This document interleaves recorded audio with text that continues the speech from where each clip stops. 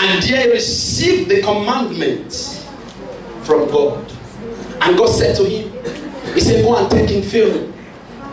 Tell him to let my people go. And when you have told him to let my people go, you build unto me the ark of the covenant. And the Lord said to him, you will take of the acacia tree, and you will take the shittim wood. You will build a box for me. You will take 4 golden rings and 2 poles. 2 rings on one side, 2 rings on the other side, and 1 pole goes in between the 2 rings on one side and 2 rings on the other side. On top of the box is going to be gold. And that represents the mercy seat. And inside the ark of the covenant, the 2 tablets I gave you, you put them inside.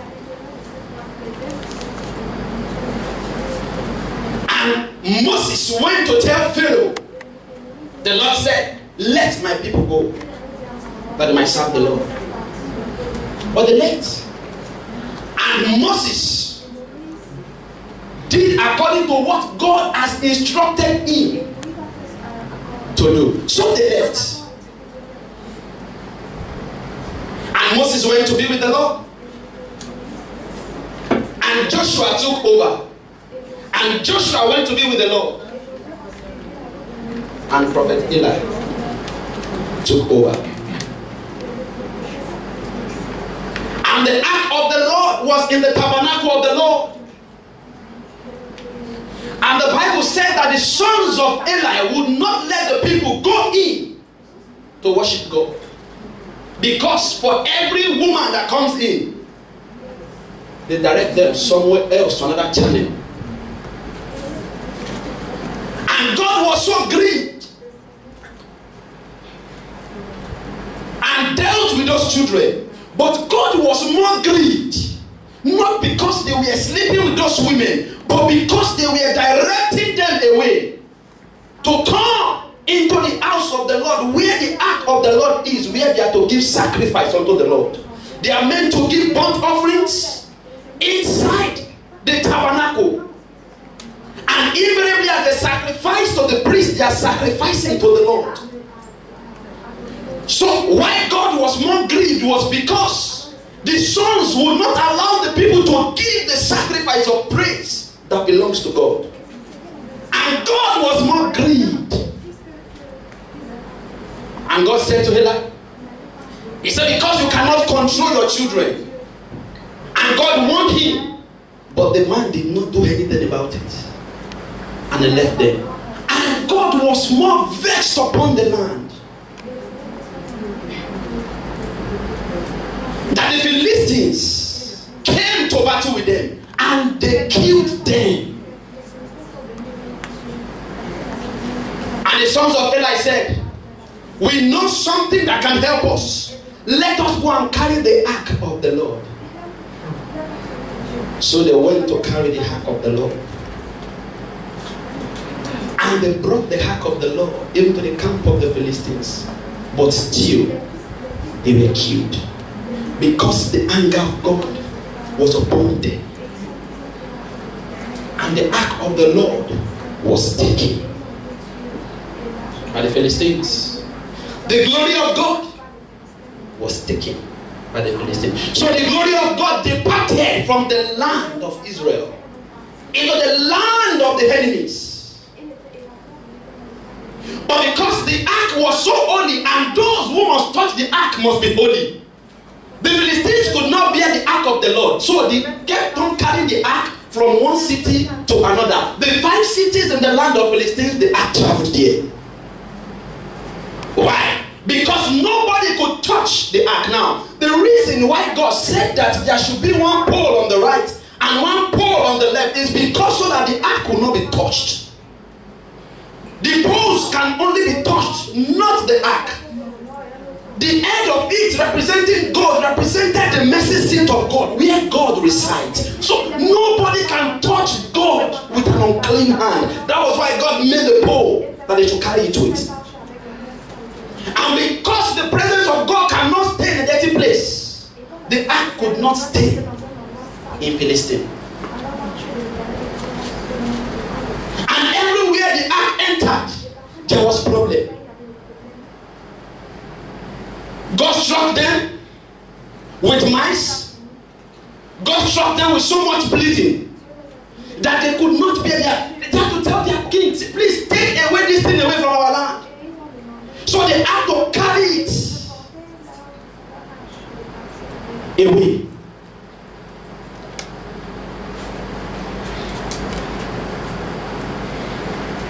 And David was anointed the king over Israel.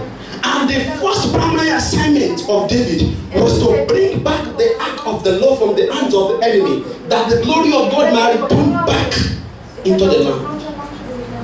So his first assignment was to go carry the ark of the Lord. David had a very good intention to bring back the ark of the Lord, but he did not read the instruction that he should follow to bring back the ark of the Lord. Anytime you try to help God, you pollute it. So he went further, and they brought the ark out of the hands of the Philistines. As they were going, the cat that was bringing it stumbled at something. So the ark shook, and somebody tried to help the ark with an unclean hand. But because nobody could touch that ark with unclean hand, God kept him. And the Bible said that they had to take the house to the house of somebody, Obed-Edom. And the ark of the Lord remained there 3 good months. The fact remains that David did not read the instruction before carrying the ark, that those handles are meant to be touched, not the ark. And the Bible said that everything about the house of Obed-Edom was blessed. If you are sick and you knock at the house of Obed-Edom, you get healing. If you are frustrated, as you enter his house, you get something that makes you happy. You don't have money, as you just stumble into the house of Obed-Edom, what happens? You get money. Those who are feeble-hearted, as they stumble into the house, they receive something. The Bible said that all the household of Obed-Edom was blessed. What happens? Because the glory of God is there. What happens when the glory of God is in a church is that blessing is inevitable. For just 3 months, the life of Obed-Edom changed. But that was not where the ark was supposed to go to. The ark was to go somewhere. But God was to bless the righteous man at that point in time, in that generation. And he stayed there. Everybody, even those who criticize him, as they get into his house, they get blessed. Why? Because the ark of the Lord, the glory of God, the full presence of God was in his house. The Bible said somebody went to tell David that, can't you see that Obed-Edom has been blessed in all he does? Then David went into a serious search. How can I be able to bring this ark successfully into the land of Israel? So he went to read the manual's instruction. He had to read everything from the beginning to the end, how the ark was made, and how the ark needed to be carried. And the man read it thoroughly and reinforced to the house of Obed-Edom to bring the ark. Now we understood the fact that the ark was not meant to be touched, that the priests that must carry it needed to be sanctified. So the priests were sanctified thoroughly, and that their hands must not touch the body of the ark, but can only touch the handles of the ark. So they had to carry it with care on the handles of the ark. And they brought the ark. But the ark cannot be brought without something. The Bible said that at every 6 paces they went, they paused and they danced and they praised God. For every 6 paces they went, they paused, they sacrificed to God, they danced and they praised God. Because the glory of God does not come without praise. So at every point in time, they went forward. At every 6 paces, they understood the fact that nothing can bring down the glory of God except praise. So they had to praise God. They went further a little, they had to praise God. They went further a little, they had to praise God. They went further a little, because praise ushers the presence of God. And so they took the ark by praise. And they were coming. Now, I'll get somewhere. Don't forget, in the wilderness, when they were carrying the ark, the glory of God dropped on the ark, not inside. The glory of God rested upon the ark, but not inside the ark. The Bible said David was a strong man. So David danced with all the strength he had, because he discovered that the presence of God cannot come without the praise to God. So the glory of God only comes when there is praise to God, true worship from the inside of you. So the man danced with every strength, as mighty as he was. He danced with everything he had. He danced to the extent that he forgot that he is a priest. His clothes went off him. But he was not stupid. They left behind the glory of God, but they needed the glory of God back, because without the glory of God in the land of Israel, it was miserable for them. Things were extremely difficult. They were being afflicted by the list of enemies, the Philistines, that God already gave them victory over.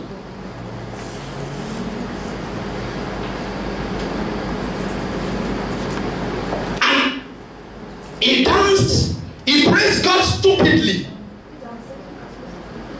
forgetting that he's a priest and his clothes went off him. And the daughter saw, sorry. I said, look at this man, you disgrace yourself, not knowing that you are a priest. And you disgrace yourself before these people. Because at that time, a priest is not meant, his body is not meant to be revealed. Even in my own country, from the tribe I come from, you are not meant to see the king's head.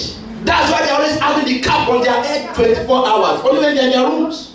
Even when their wives knock at their door, you have to wait for them to wear the cap.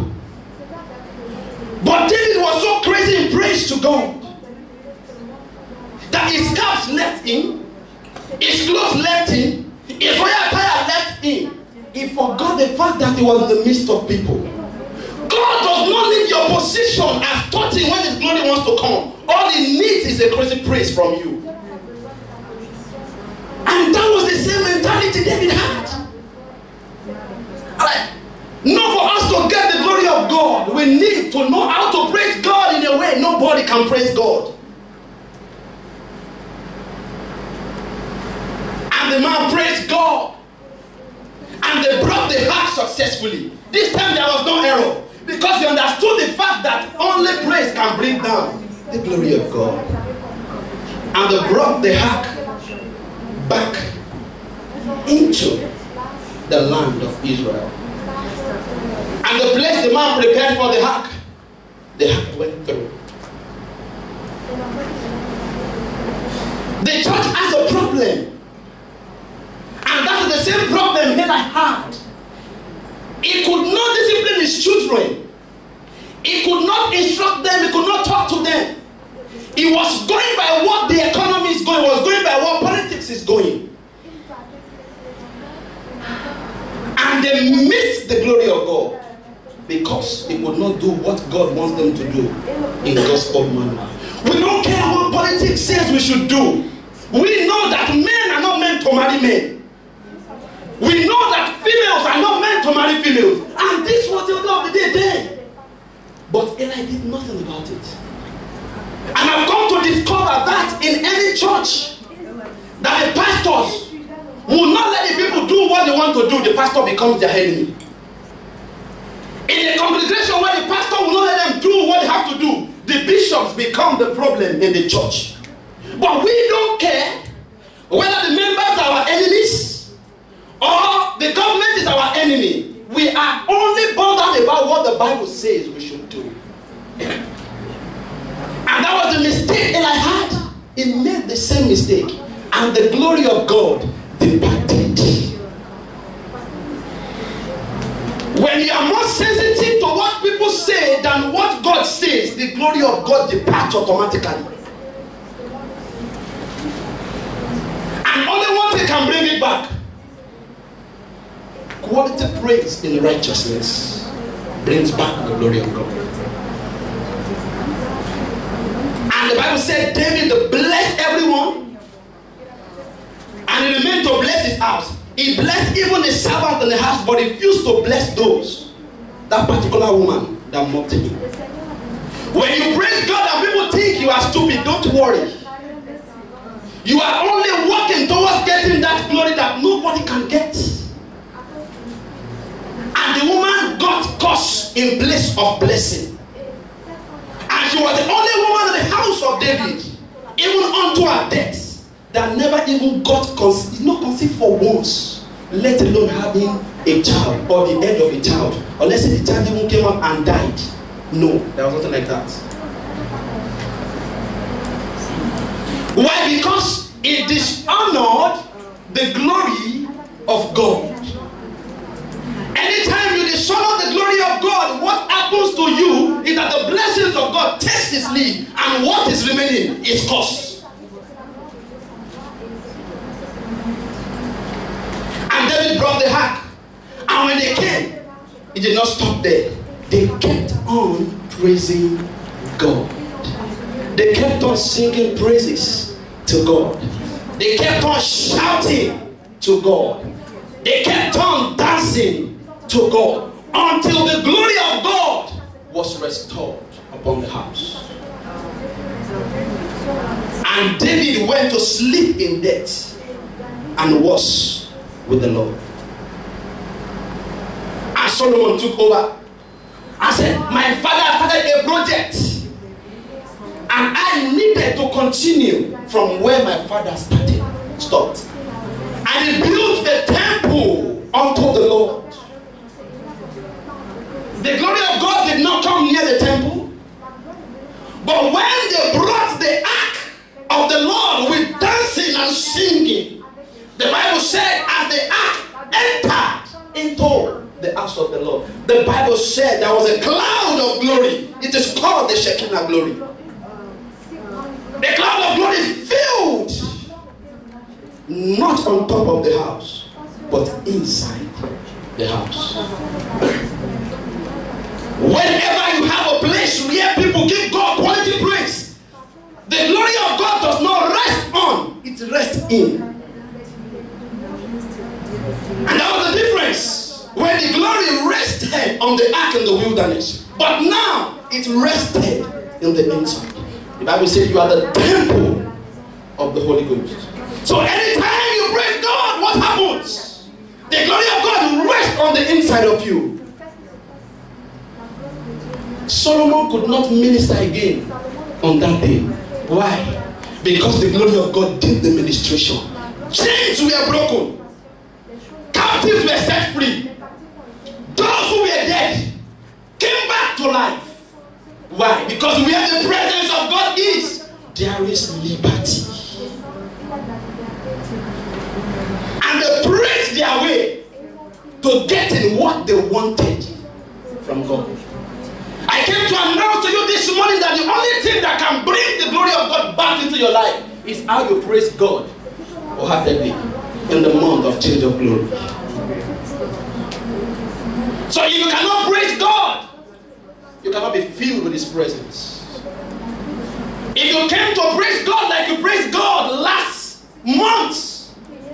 Honestly speaking, you are bound to get nothing from God. Because you need to praise God like David praised God until he was not aware there was anybody around him again.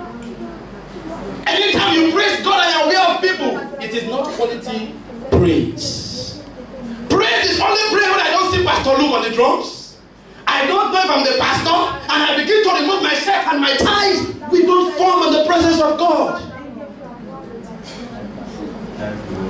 Not because I'm stupid, but because I need an infilling with His glory. I'm not stupid by dancing and rolling on the ground. No, you cannot understand. Because I need an extra form of His glory. And that is why I praise God like I'm insane. Not because I'm insane, but actually because when I praise God, I think I can be insane. Because anything can happen when I praise my God. And that's the problem we all have as a church. Why wake up in the morning and go to a church where the glory of God is not there? You come to church angry, you go back angrier. Because the glory of God is not there. You come to church sick, you go back more sick. Because the glory of God is not there. That's why many churches are empty. Why? Because the glory of God is not there. They don't know how to command the divine presence of God. But any church where you have the glory of God, because in His presence there is fullness of joy. And the fullness of joy comes by quality praise. If you don't know how to praise God like David praised God. Hallelujah. Amen. If you don't know how to praise God, tell somebody, praise God just like David praised God. Tell the person, don't form before God today. Because God doesn't look at your forming. God needs you to dance to Him. No wonder the song said, I will dance like David danced. The only thing that brings down the glory of God is not prayer. Forget it. You can speak in tongues and nothing happens. Your righteousness at times, God does not need it to bring down His presence. Something commands the presence of God, and that is quality praise. Can we be on our feet this afternoon? If the church must experience the glory of God, then the church must be able to praise God to bring down the glory of God. The Shekinah glory of God stayed and never departed from the church. Any church that offers quality praise to God, the presence of God resides there permanently and never departed. And that is why things happen easily.